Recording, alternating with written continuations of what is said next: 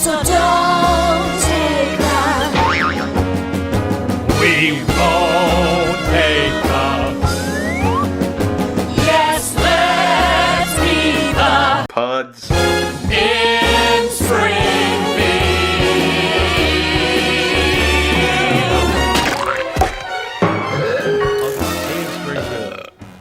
Pods. In the key. of Springfield. Episode number 4, in which we discuss episodes 6 and 7. 6 and 7. Season 1. Moaning Lisa and Call of the Simpsons. So we're going to start, as we always do, with the first one out of 2. Yes. Yep, absolutely. So let's dig into Moaning Lisa. So this is the season 1 episode in which it is revealed that Lisa suffers from crippling depression. Yep. And she meets a Jazzman and some stuff happens there. Meanwhile, Homer is desperately trying to beat the shit out of his son in a video boxing game. Yes. Alright, so first thing I want to note about this episode is the chalk gag. The chalkboard gag. Okay, chalkboard gag. You know, the little thing at the start where Bart, I don't know if people are familiar with this, but at the start of this, they know. Anyway, What is The Simpsons? What is chalk exactly? But they start this one. I think it's like a calcium thing. How much? Sorry, did I take your... How much more do you know? How much can you tell us about chalk right now? It ends with calcium thing. How do they get it coloured? Food dye? Okay, well, Or other coloured chalk. Okay, well, the little gag on this one, Bart is writing, "I will not instigate revolution" on the board, which feels particularly potent at this current time, and I don't know when this episode will go up exactly, Yeah, but I'm not sure. We are currently 13 days into the reign, I think, at this point. Yeah.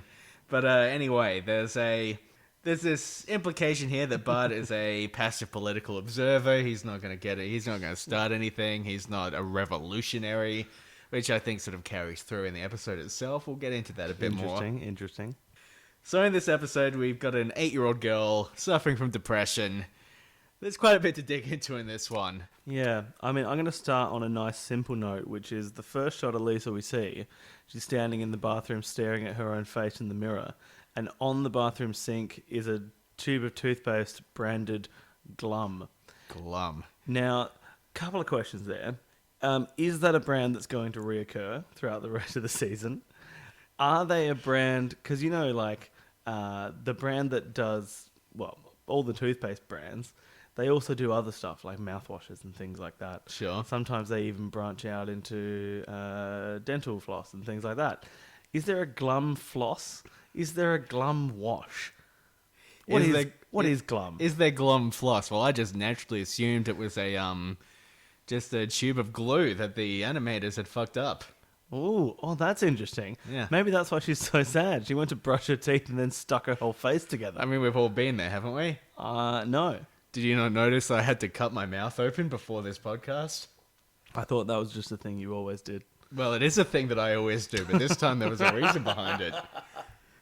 I see. So Lisa's depressed. We get a little montage at the start of her being upset about things, having a hard time dealing. One of these things is that Marge walks out and announces there are only 2 cupcakes left. Lisa says she doesn't want one. Homer is gleeful about this. He's very glad to receive a cupcake that Lisa isn't getting.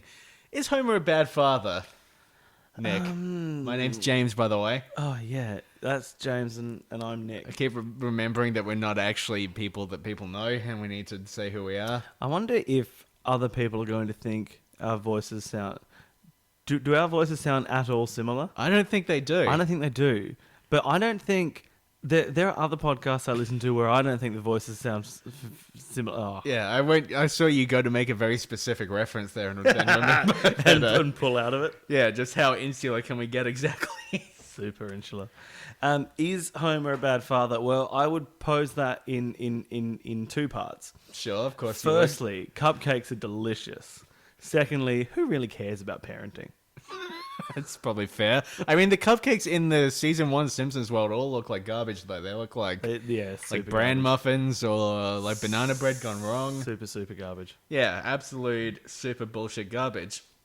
Have you ever noticed how much of a villainous figure in this series Mr. Largo is, what an absolute piece of shit he is. It's a really good point, Because isn't I it? was thinking about it. He pops up here and most characters on The Simpsons have some sort of, if not a redemptive arc, some sort of moment where they turn out to not be that bad, or they have some sort of thing within them that makes them okay. Largo's just an absolute dickhead every time we see him. That's really interesting. In this instance, he's just he's getting angry at Lisa for wanting to be creative. He's shooting her down. For being too good, essentially. Yeah. Stop bringing talent. Stop bringing talent to my school band. Is the underlying premise of what he says. And that's probably fair enough. Who wants a talented school band? It's always, I don't know, it's a little awkward when you see like kids who are doing like a really good job of performing music, because, you know, you can enjoy it on some level, but you're thinking, they're still just children. This isn't actually entertaining. I actually get really, really, really put off by the sound of children's choirs. There's a thinness and a transparency to the voice that just, it grinds the very gears of my spine. The very gears of your spine. Sure. Did I tell you I have a mechanical spine? Were you ever in the choir in school? Yeah, I was. And the chess club, ladies. So was I, and I can't sing. It was this weird thing that just happened at the school we both went to where everyone was made to go in the choir. We went to a choir school. Yeah. Is that funny? Anyway. No, it's not. It's been a long time. This episode on a... Oh, speaking of schools, Yeah. there's a thing that happens at the school where Lisa is contemplating her sadness Sure. over lunch. Yep. And the incessant nature of the school lunch and the bell and the way that they're hoarded into this room to then, shovel their faces with deceit. And their food fight breaks out. Now, here's my question. Sure. Are food fights actually a thing that happen in American schools? Because they are depicted as happening a bloody bugger load of times. And I don't think it's actually a thing. And obviously in Australia we have a very different system when it comes to school canteens. Yeah, we don't all go and sit in a room together. There's not a big communal hall. Yeah. But even in situations where there have been, like on a school camp where you go, you're staying in somewhere and you have a hall and everyone sits around and has dinner together, rarely has that broken out into a food fight. I have been involved in a clay fight once at school. But that's... Is that when those clay monsters came and you had to fight them? Yeah, it was really weird because... Is that time you punched Clay Aiken in the face? Because that was unwarranted. No, when the clay monsters came, it was a really odd fight. Once again, we went to choir school, so, it makes sense. Anyway, carry on. He's a singer. Yeah, Yeah. probably. No, I was going to make a stop motion joke about how long it took for me to stab them because I had to stop every frame, but it's not funny. Food fights, are they a thing? If we have an American listener, can someone let me know? If we have any listeners, If we have any they could let listeners. us know what's going on. I have to say, this episode, on a slightly more serious note, for an early episode in an animated series like this is a startlingly accurate portrayal of depression and mental illness. Yeah, that's true. In this episode, not just, how Lisa feels and the way she can't quite express, the specifics of what she's feeling necessarily. She just has this internal sadness and it's slowing her down and it's making it difficult to do things. And nobody sees it sad as to a play real dodgeball. thing. Too sad to play dodgeball. Too sad to play dodgeball. And I fucking love dodgeball. I mean, I haven't played it in a good 15 years at this point, but I assume I still like it. Were you ever part of the groups that were playing killer hacky, or did you just play regular hacky? I don't know. Because I feel like the closest Some sort of reference- implication here that I must have been hacky sacking at all times. we went to the choir in hacky sack school. Remember the second wing, the hacky sack wing? Oh, the Hammock District, yes. All right, well, good portrayal of depression, etc. The other thing going on in this episode, Homer spends the entire episode playing Super Slugfest. Yep. Or possibly just Slugfest. I'm not sure which iteration they're playing in this one. That's true. It's They keep referring to it as video boxing. And Video it got to a boxing. point where I was like, wait, is that the proper noun name, or is that just a very vague description? Do you think this is one of those things where maybe they wrote the script before they animated it and they weren't entirely sure what the name of the thing was going to be? Doesn't seem very likely, James. I don't know. I'm only one man. I can't know these things. But anyway. So Homer is glum because his son repeatedly Wait, beats... Homer's a toothpaste? Jeez, okay. So Homer is pasty about the just flat out pasty about what's going on. So Bud is repeatedly beating him in this game, and this is a very violent portrayal of any sort of video game. He is Super violent. beating him to death repeatedly. There's blood everywhere. We've already established that Homer is a potential serial killer. He's obviously abusive. Yeah. There's some stuff going on here. Homer spends this entire episode striving to symbolically kill his child. It's pretty intense. Yeah, he's, obviously he can't, if he could get away with it in real life, I think he would, but Yeah. he's very invested in the idea of learning how to play this boxing game so he can beat his son until he collapses dead on the ground. It's like a reverse Oedipus. In that, he wants to kill his son and have sex with his own wife, which is... Oh, wow, it's a double-pronged reverse Oedipus.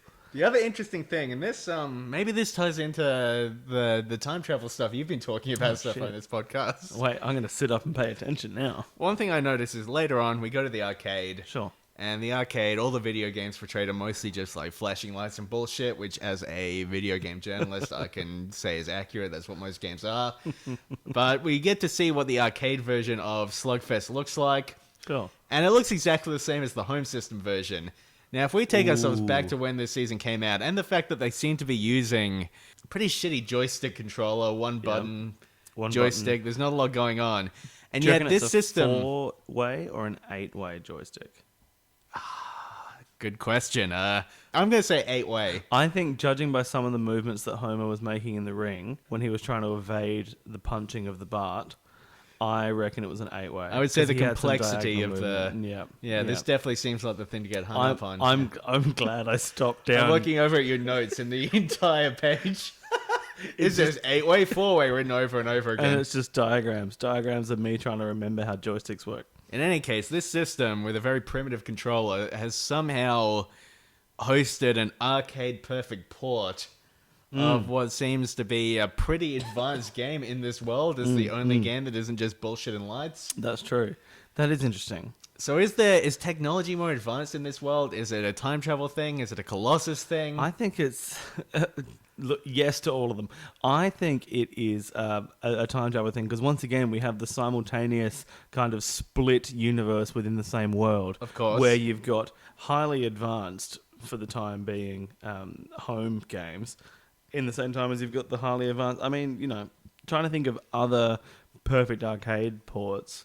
The first one that comes to mind for me was when they released Time Crisis 4 for PlayStation. And the only reason that game sticks in my head is because the menu screen always made me laugh, where we go, Time Crisis 4. It's such a pregnant pause. Okay. Sure. Sorry, I got... All of that's fine. Just snorted on the recording. Oh, no. So anyway. Sorry.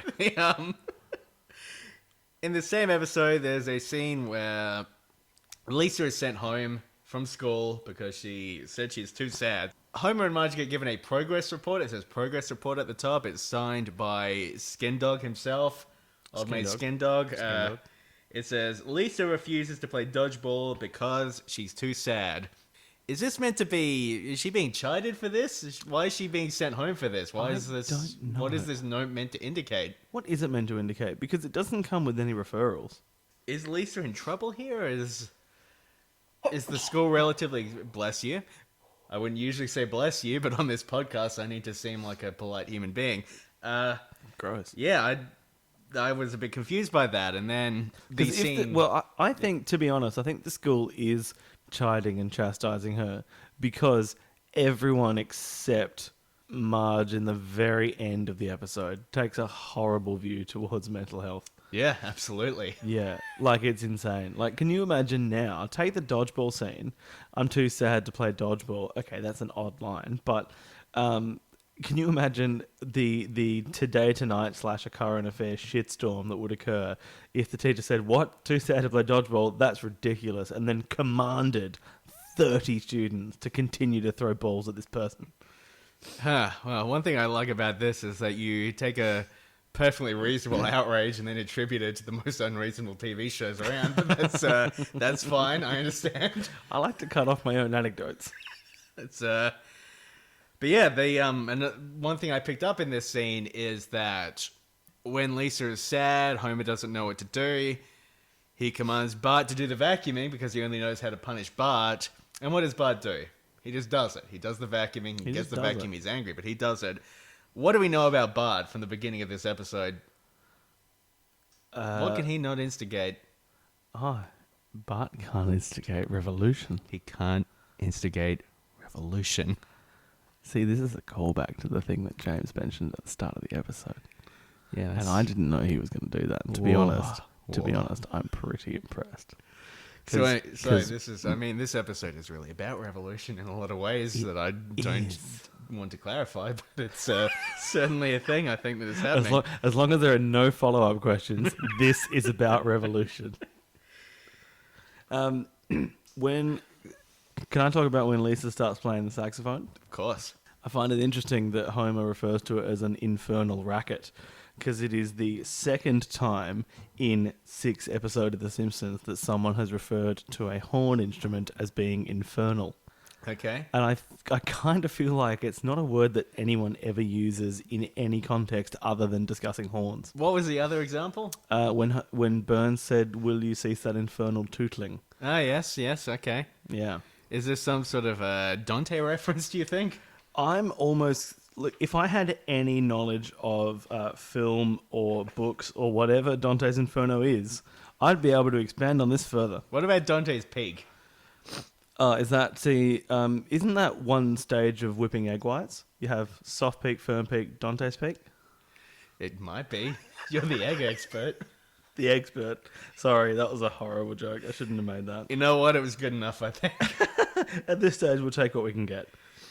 At one point in this episode, to try to cheer Lisa up, Bart, he calls Moe on the telephone that they have in their house, and he plays a little joke. He calls him up, and he asks if Jock Strap is there. Jock Strap. Jacques. Could you explain this joke to me? To be honest, this one went over my head.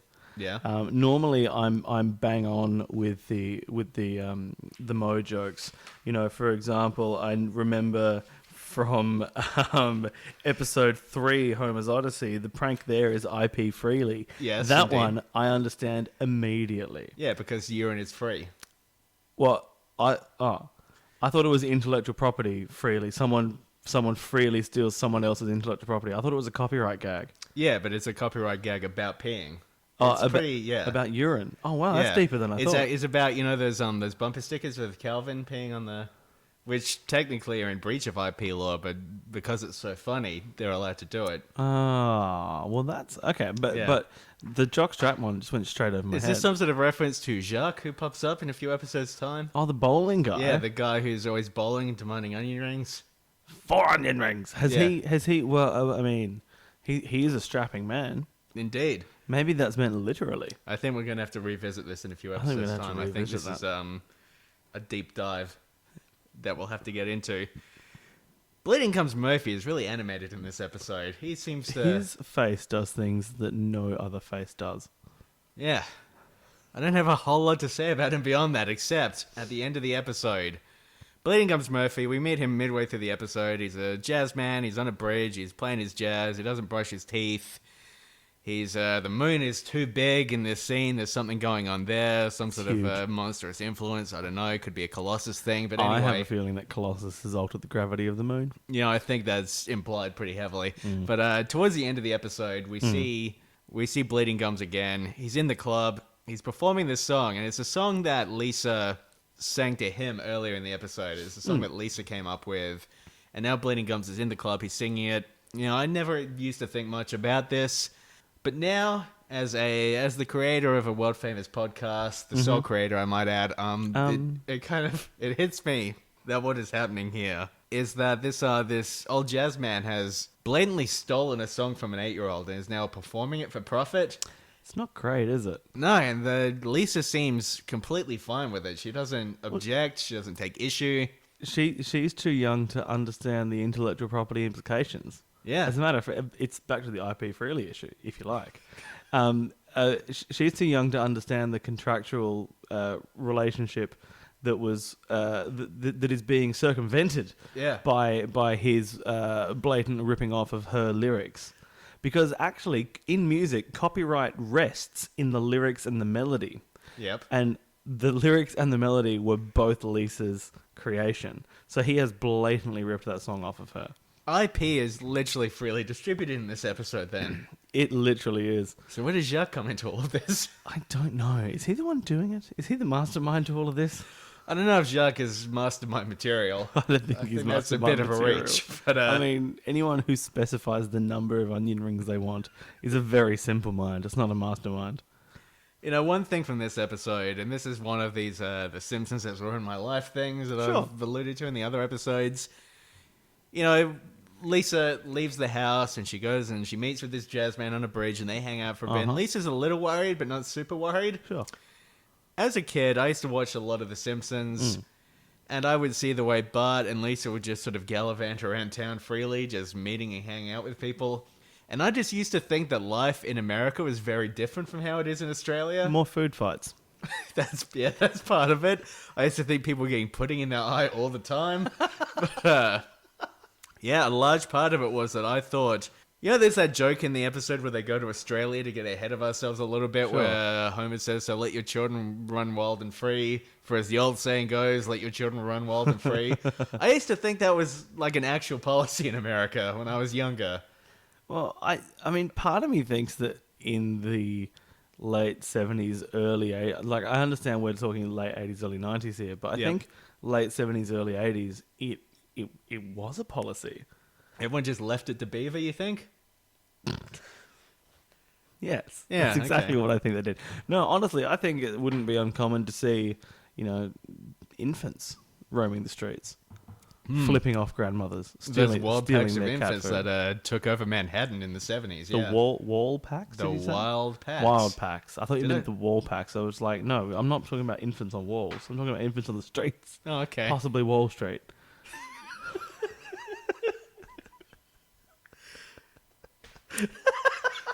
Have you seen the trailers for this new Alec Baldwin film, Baby Boss? No. Because it's what you just said. That's a movie now. Oh, damn it. They stole my IP. God damn it. God damn it. Shark! Anyway, I'll get you for this shark. I've got one last point on this episode. There's a really genuinely nice thing towards the end where, you know, Marge has these memories of when she was a child. Her mother would tell her to smile more, regardless of how she felt. She tells it to Lisa. Lisa goes to school. Marge sees the negative impact this has on her, and she pulls her out and tells her, no, it's perfectly fine to feel sad. We'll be there with you. Sitting there getting genuinely emotional watching this, but I was also thinking, this part of the episode, it is perfectly possible. There was a child watching this episode at some point when it first aired, and they saw the bit where Marge tells Lisa, you know, don't be sad, go out there, always smile, pretend you're happy even when you're not, and then got bored with the episode because it's a little preachy and stopped and just took the wrong message from it and held it in their heart forever. I mean, that seems like a possibility, right? It does seem like a possibility. I mean, I hadn't considered it until literally just then, but I think now it's Canon. It's alarmingly possible. Yeah. Because it's like, you know, the whole... I would have bored you with this story before. And I think you know this anyway, perhaps independently of me. Okay. The whole thing with Sesame Street and Snuffleupagus. The whole thing where Snuffleupagus was meant to be imaginary. Well, initially he was. Yep. For a year or two. And then the Psychologists Association of America came out and said, like, no. It's really bad to have a character where none of the human adults believe Big Bird, that Snuffy exists. You need to make sure that other people can see him. And then Snuffy became something everyone could see. But then Richard Dawkins got really angry about that, as I recall. He came out and said, look, it's not okay. The Snuffleupagus is not real. Big Bird is provable. He got super dickish about it, didn't he? Yeah. Really uncharacteristic for Richard Dawkins. I know, he's normally so measured on things. Yeah.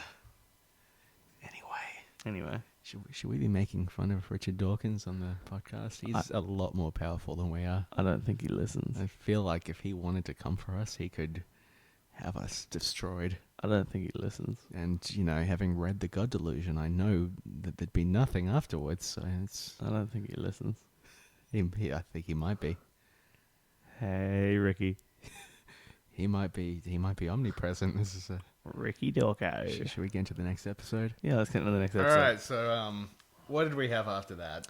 So after that, we had Call of the Simpsons. Call of the Simpsons. I had a favourite line very early on in Call of the Simpsons. Oh, yes? Where Flanders rocks up with his brand new enormous RV. Yep. And another thing that we don't...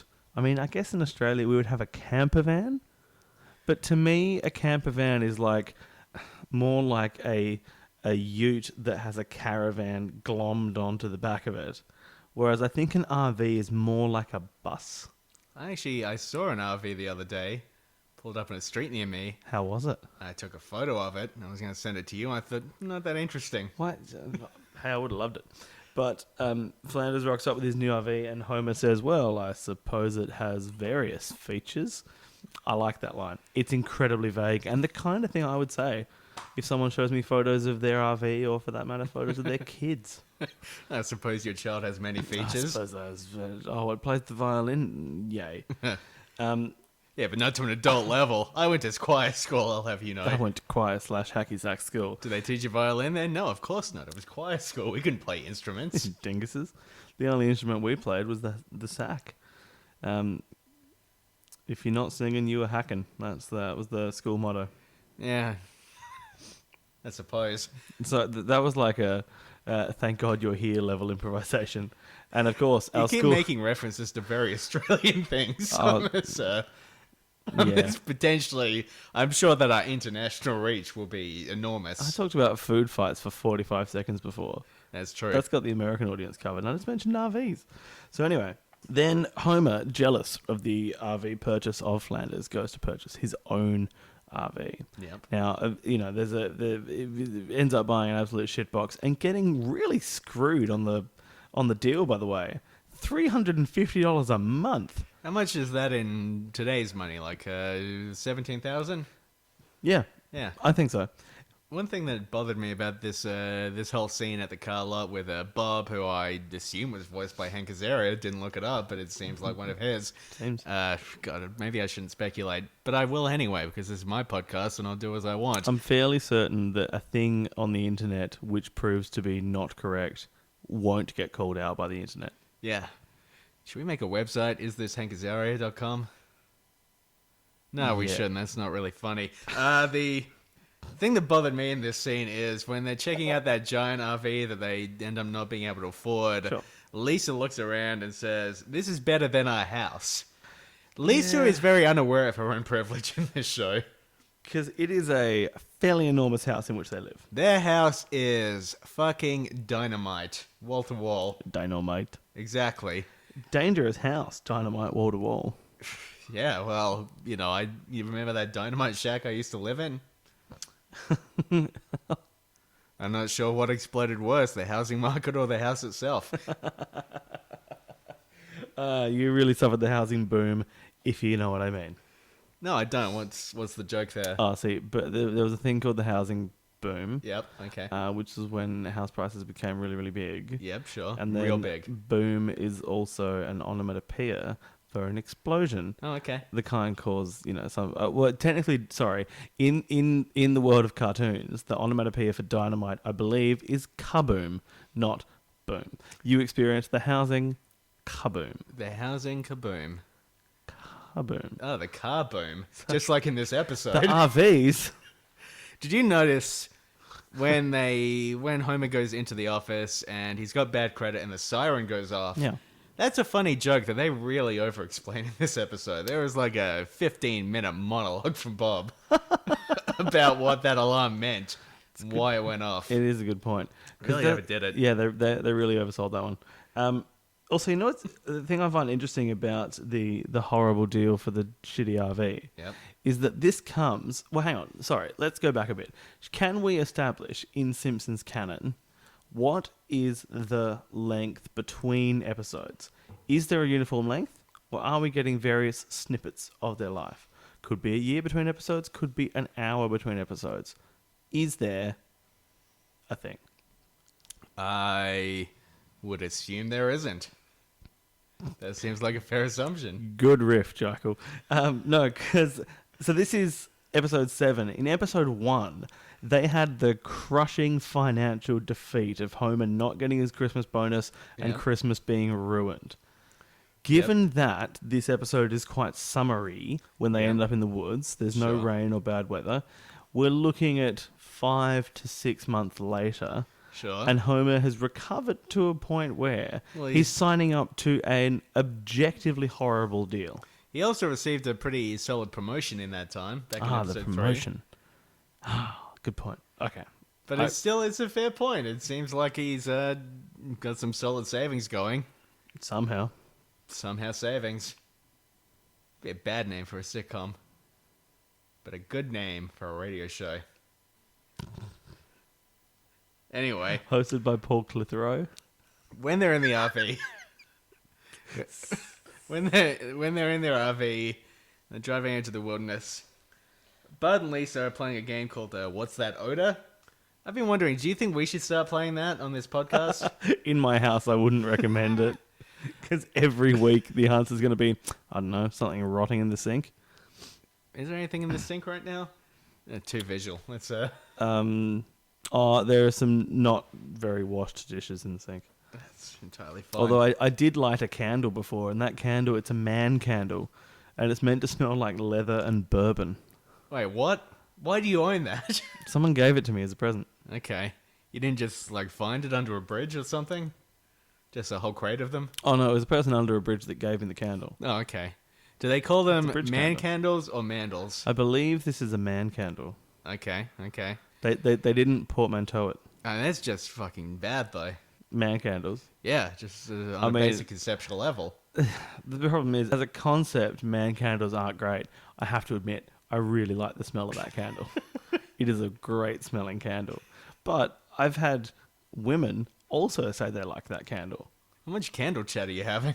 Mate, I've got a Forest Berry Glade candle over there. That one's bullshit compared to the leather and bourbon. Forest Berry Glade. That sounds much better than leather and whiskey. The leather and bourbon. Leather and bourbon. Oh, no, that just sounds like Don't mix your brown spirits. waking up after a bad night. I'm not going to ask. I don't want to know. It's probably fair. Sorry, what you were saying about something about driving the... Oh, well, you watched that odor. Yes. Yeah. Very sure. funny riff. I enjoyed that. The RV ends up going off a cliff. Yeah, which is absurd. Yeah, very absurd. And then while we were watching the RV plummet off the cliff, and then, you know, the explosion and the rising smoke, my first thought was, oh, that's very Chuck Jones. And then I thought about it some more. I thought, wait, is it possible for a long shot of anything falling off a cliff and then smoke rising to not look like Chuck Jones? There was a very Looney Tunesy thing going on in this whole episode. Yeah, because when Homer creates the rabbit trap, Yep. the way the rabbit gets flung and the long pause before it lands, very Looney Tunesian. Speaking of, Why the long pause? Because it was a rabbit. hey, dun, dun, dun, dun, dun, dun. Bump. Speaking of Homer creating the trap, so he keeps dropping this line that he's an experienced woodsman, and no one questions him on it. And it took me a while, but I figured out why. It's because he's wearing a bucket hat. Because only people who are devoid of social skills enough to spend their time in the woods, away from civilization, fighting for their own survival, only those morons wear bucket hats. Wow, you are alienating a huge portion of the audience right now. No. Look, if you're Just wearing imagine all these people taking up their hats and hurling them on the ground in anger. Good, because then they'll keep listening to our podcast. That's better than ripping out their earbuds and throwing them on the ground in anger, storming off into the sunset with their stupid bucket hatty silhouette. That's probably true. That's probably true. So I think the only... Because even Marge says at one point, oh, well, your father's an experienced woodsman. No, he's not. But it's the bucket hat. The bucket hat tricks people. You think the hat has some sort of mind control thing happening? Who do you reckon would be responsible for a mind control hat? I can't think of anyone in The Simpsons who... Wait a minute. Wait a minute. Maggie. No. Dr. Colossus. I reckon it's Colossus. Yeah. Except what was his end game at getting Homer to... No, I know exactly what it is. Because... So the end game, he put the hat on Homer, the mind control hat on Homer, Sure. that led to a sequence of events that ended, and I'm jumping ahead in the episode here, but we'll come back, that ended in the fake footage of Bigfoot. Now, what would a supernatural evil genius want to hide behind? They want fake footage of Bigfoot out in the public eye. So that then, while everyone's off dancing around the decoy bloody Bigfoot going, oh, look at him and his dilection for pork chops, he can just be up there changing the gravity of the moon, pulling it forward, crushing Earth under its own gravitational field. Colossus and the mind control hat. God damn. I've had a lot to drink tonight. No, you I haven't. know, sorry, I wanted to make a joke, but that was... This is running so much deeper than I ever could have anticipated. I mean, I knew that Colossus was the backbone of the series and, you know, that he influenced the actions in every episode, whether we could see it or not. But this is really something. In many ways, Colossus is a character of the show. You know, in some ways, Springfield is the sixth character in the Simpson family. Yeah. In much in the same way that Liverpool was the fifth member of the Beatles. Oh my god, really? I don't It know. was Liverpool? Liverpool. I've got a question for you. Can't wait. At one point, after the RV goes off the cliff and they're all looking down at the heaping wreck that they all narrowly escape dying in because Homer is a very bad driver and somehow nearly drives the car directly off a cliff, which is fucking crazy. Lisa looks down and she says, "The Simpsons have entered the forest," in this great voice. Is that a thing? Is that a reference to something? Yeah, that's what. Is that meant to be, or is that just like she's saying something strange and it's just there? And it's, I think it's... like they say it like it's meant to be a thing, but I don't know what thing that's meant to be. I don't know what I think that's meant to be either. I mean, I take it as, well, here was a perfectly peaceful, tranquil thing, and we've ruined it with our missile of bullshit. That's what I took it to mean. But I also thought they're lingering on that line for a long time. That must be a reference that I don't understand. What does it mean to enter the forest? Is this some sort of Werner Herzog thing? Or is this, I don't know. What are we to believe here? Who? Warnie Hedgehog. I said Werner Herzog. Is that like a cricket player that's also an echidna? Warnie Hedgehog? No. Bowling Warnie Hedgehog. Wow, that's, I've got no follow-up to that. That's... I'm sorry that I don't understand culture on the same level that you do. I'm not sorry at all. Do you think it's odd that they fell... So they tumbled down a waterfall, and then both Homer and Bart come out of it completely nude. Completely naked. Nude. Now, do you think it's... Like, how much force are they going through in that waterfall for it to tear off several layers of clothing? Unless they landed on some pretty fucking jagged rocks. I mean, though, but then you'd be sliced. You know, you'd be sliced from gullet to throat. What might have happened? Bart might have gotten his little dick ripped off. We're back to Bart's jug. Well, it's been an ongoing theme in most of the episodes so far. It seems like a real possibility. Is it Freudian? Is it? I think everything's Freudian, really. Well, I mean, if you want to look boil at it that down. way. I mean, yeah. Well, I mean, I thought what I've got written on the page here is I think the entire reason they lost their clothes going over that waterfall is that the animators thought it would be funny to draw them naked. I think you're probably right. Yeah. I think you're probably right. But going back to the bucket hat thing, so the whole point I was making is that he says he's an experienced woodsman. It's clearly bullshit, and people only believe him because of the bucket hat. But the bucket hat gives him, through the work of Colossus, the power to build that trap, which is a surprisingly complex trap. He builds it really fast. I mean, it doesn't work. Yeah. But it's still surprisingly complex. I mean, it does work as a way of killing the rabbit. That rabbit is fucking dead. That rabbit is dead. Only problem is, you need, like, Oh, I tried to make an American football reference, but I don't know any of the position names. Receiver, a wide receiver on like the other end of the gorge to catch the rub. Yeah, I think receiver's the word. You need the quarterback to throw the ball to whiff the it. other guy, I believe it's called who whiffing it. then runs it to the touchdown zone and kicks it for a behind. Okay, there are a lot of words in there that I'm finding quite questionable. Yes, as you should, because Yes. NFL is one of those games where I know the mechanics, but none of the terminology or players or teams. I think they're called doctors when they're operating on humans rather than machines. Yeah, okay. It was a joke about mechanics. Is that what that was? Oh, is it a joke, Nick? You're calling it a joke, are Deeply you? perplexed by that.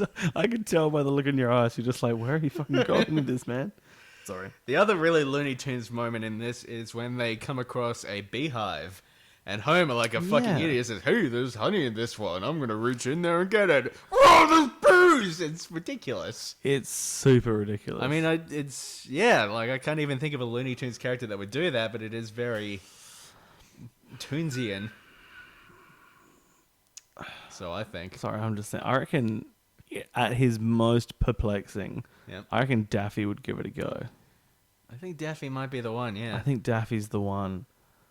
Everyone else has slightly too many smarts. You say Safford Succotash. I got some bees in my mouth. No, that's not. Is that Sylvester? Suffer and Succotash is Yeah, Sylvester. okay. By the way, I only just found out like 2 years ago that Succotash is a dish. You only just found out. 2 years ago is not an I only just found out. Sorry. What I mean is, relative to how long I've known that phrase, Yep. I only just found out that succotash is like a corn-based, creamy, milky stew thing. It's a really weird thing for a cat to be into. with beans. And why is it suffering? What trauma is this corn dish being subjected I mean, to? Sylvester knows a lot about suffering as well. You would think that he would not use that word lightly. I wouldn't have thought so. Yeah. Poor cat. This really makes you think about cats. About cats. Yeah. A lot of bad marriages on the fringes of The Simpsons, I think. Yeah, so the douchebag camper is an interesting one. Yeah. So the bear, through the lens of the bear, we come across a douchebag camper arguing about how many squirrels and raccoons he hasn't seen. And, you know, his well-meaning but clearly has put up with a lot wife keeps trying to remain on the positive side of things while he's being a big douchebag. And I've actually got a theory about the wife. Of course you do, yes. Her voice is a younger Helen Lovejoy. Yep. And this goes back to my split time, same universe theory. Sure. I'm not sure if anyone's playing along at home, but that name has changed literally every time I've referred to it. So clearly it's a well-formed theory.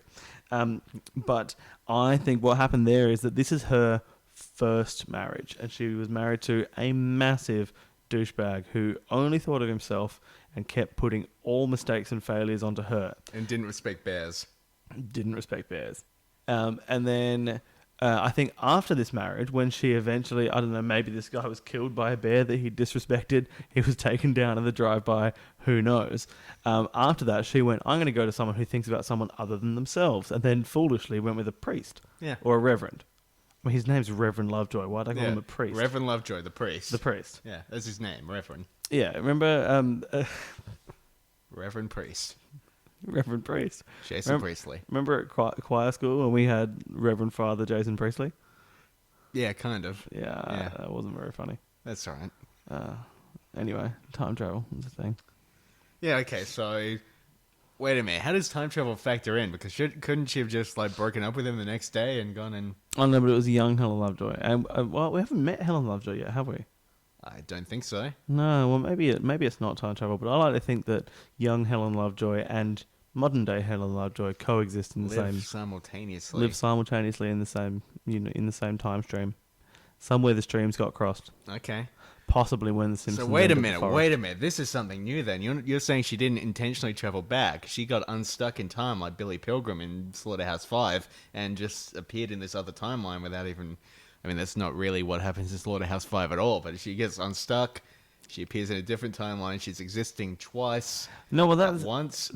that's what I've been saying my whole time through. All of my examples. So there was Burns as the young psychiatrist, the young But school hasn't there been an psychiatrist. implication that the travel has been intentional up to this point? Well, look, perhaps I wasn't phrasing it as clearly as I could have been. Maybe I just haven't been listening hard enough. I mean, who can say in this world gone mad? But I always had the intention that young school psychiatrist Burns and old evil megalomaniacal Burns, Yep, old crusty Burns. coexist in the same universe. Okay. Young Krabappel who teaches the special school and modern day Krabappel who struggles in grade 4. Well, not struggles in grade 4, struggles to control grade 4, exist in the same universe. We're seeing the old and the young together. You know, to make this really interesting, the current showrunner of The Simpsons, whose name I do not remember, because I don't really watch The Simpsons anymore until we get up to it on this podcast, I suppose, but the current showrunner has said that his ideal ending for the show would be that the final episode ends with The Simpsons arriving to go to the recital at the beginning of the first episode of The Simpsons. Do you reckon we'll finally see Norm then? Do you think Norm will pop up again in the very last episode? Bloody hope so. God, that's I hope people remember who Norm is. Anyone who's made it this far into our ridiculous podcast. Speaking of which, there is a surprising amount we have not gone around to covering in this episode yet. So I don't know how long we've been going. I don't think it matters. You can talk about the. Let's go. I want to talk about these bears that kidnap Maggie. Okay. There is some pretty severe negligence going on here. Mm-hmm. With the bears, Marge thinks that Maggie is with Homer. Homer thinks that Maggie is with Marge. Maggie has literally been kidnapped by a bunch of fucking grizzly bears. Bunch of bears. And having seen Werner Herzog's Grizzly Man, I know that what usually happens when people hang around. Sorry, Nick is losing it right now. Oh, yeah. What usually happens is that people get fucked up by bears. They get mauled. So I've got this, look, I've got a bit of a theory here. Bit of a... Is this a moment where we lean into the mics? Is it that kind of theory? I'm not really sure yet. I think we Okay, just need sorry. to... I'm back. Okay, so Maggie, she's kidnapped by bears. The whole thing seems, it's funny, it's a jape, it's fun on the screen, but it's ludicrous. It's ludicrous what's happening here, right? Do you mean Ludacris the rapper? I did. I was making a little shout out to my boy Ludacris, but I also am trying to make a point here. Oh, sorry. Okay. So these bears, there is no way the bears, in my mind, don't just kill Maggie. Just right. Yeah. So my thinking is, the Simpsons realize what they've done, right? And as a coping mechanism. Yes. The rest of the series.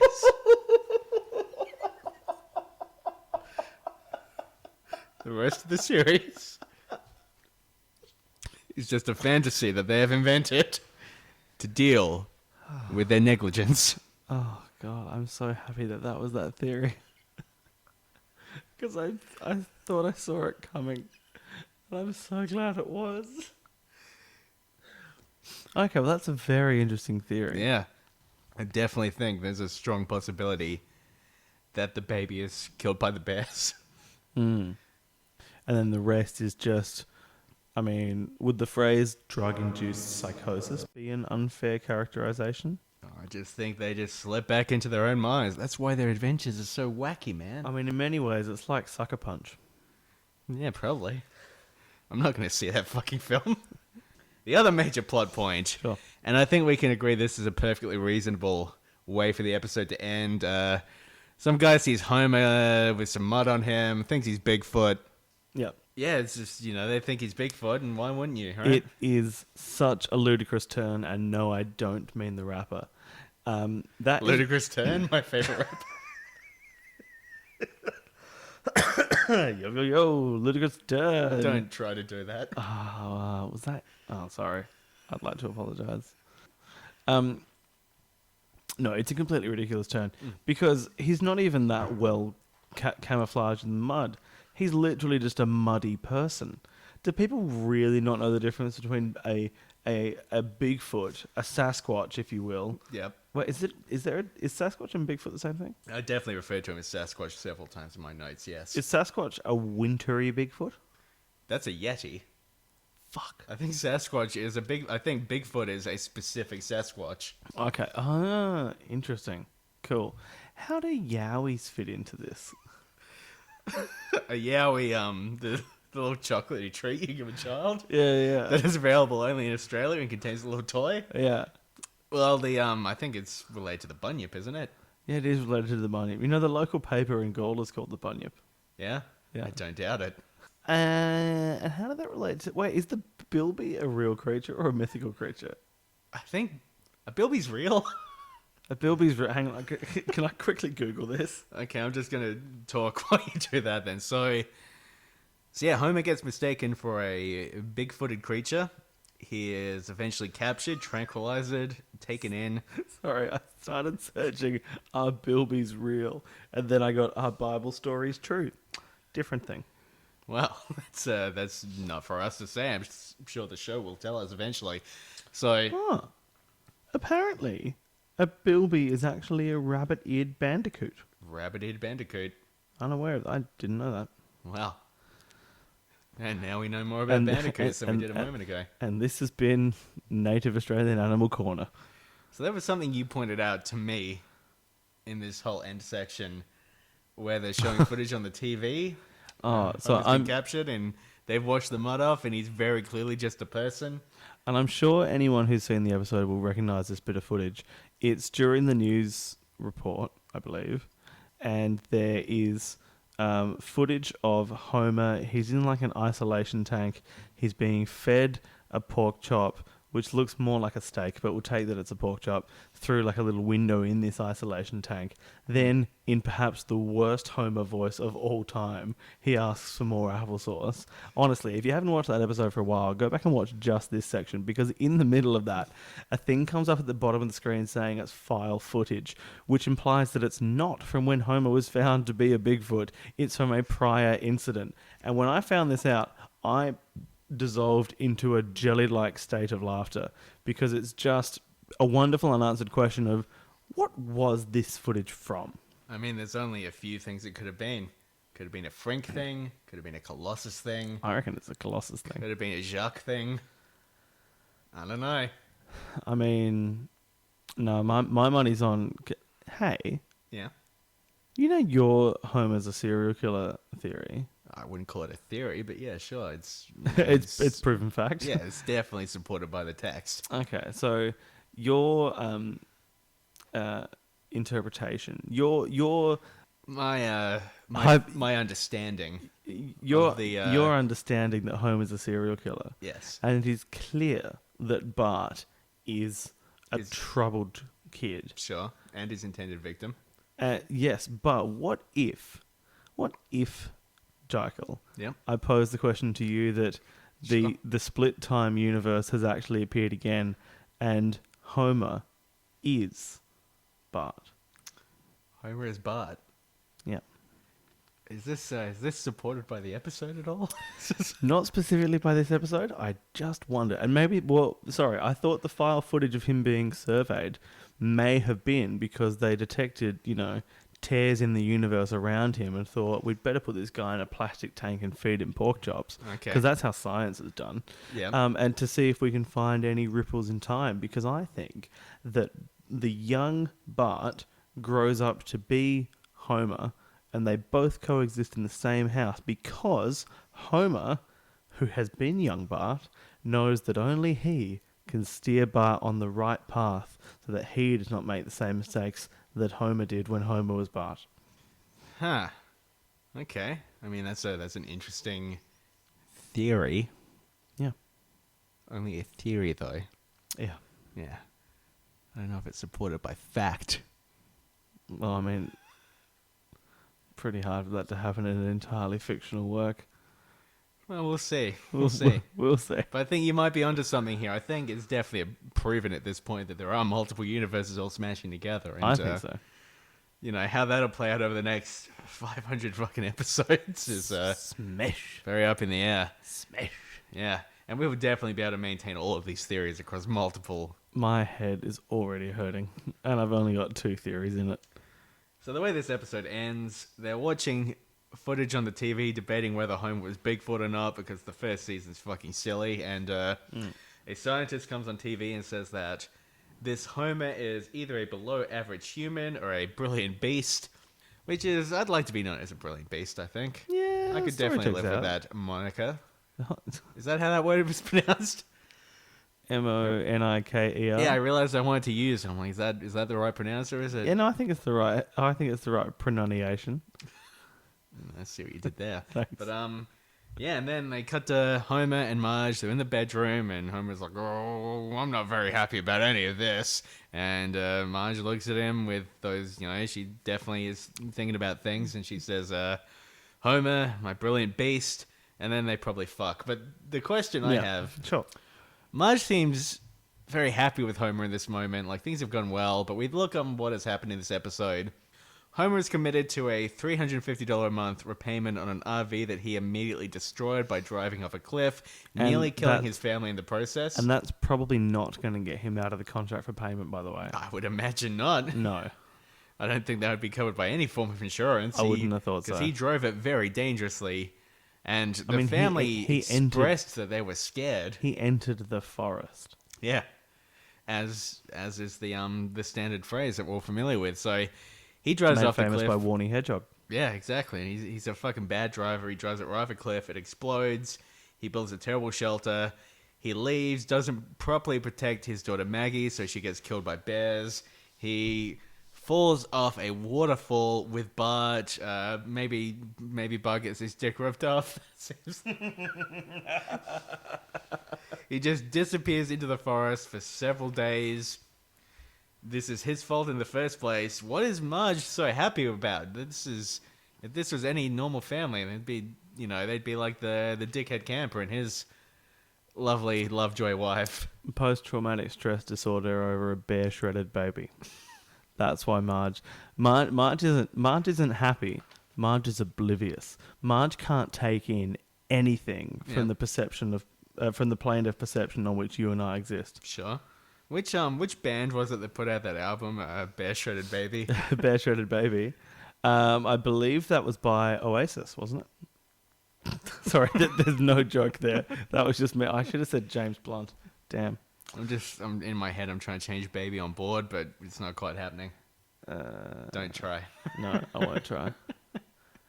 All right. Well, that felt like about 3 hours, so I think we're probably done, are we? I think that's the first time that we've gone ultra marathon styles. I think we're done. Okay. Thank you for listening. He's at Jickle, Gickle. Jickle, yeah. Oh, I said G, didn't I? You sure did. That's Gickle. Wait, is there a Gickle? Don't know. Let's talk to them. I'm Nick Ibis, Nickibis. Thanks for listening. And this has been Pods in the Key, etc. You know the rest. In